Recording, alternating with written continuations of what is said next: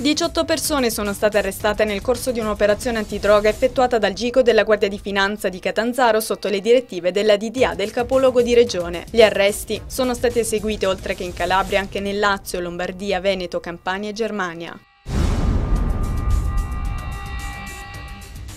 I carabinieri di Locri hanno arrestato 2 giovani con la pesante accusa di violenza sessuale su un minorenne aggravata e continuata. Si tratta di Salvatore Commisso, 22enne di Siderno, e Gianfranco Bevilacqua, 29enne di Marina di Gioiosa Ionica. La minore è stata trasferita in una struttura protetta dove tuttora dimora.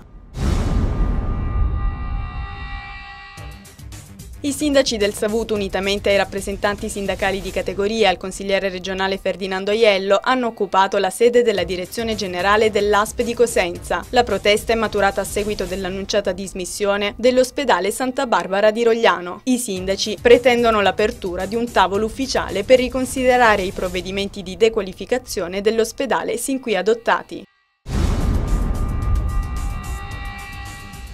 2 avvocati del Foro di Reggio Calabria sono stati iscritti nel registro degli indagati per favoreggiamento alla cosca Lo Giudice. Sono state effettuate anche delle perquisizioni sia negli studi professionali che nelle loro abitazioni. I 2 avvocati difensori di fiducia di Luciano Lo Giudice risultano indagati a seguito di alcune dichiarazioni del fratello, Antonino Lo Giudice, collaboratore di giustizia.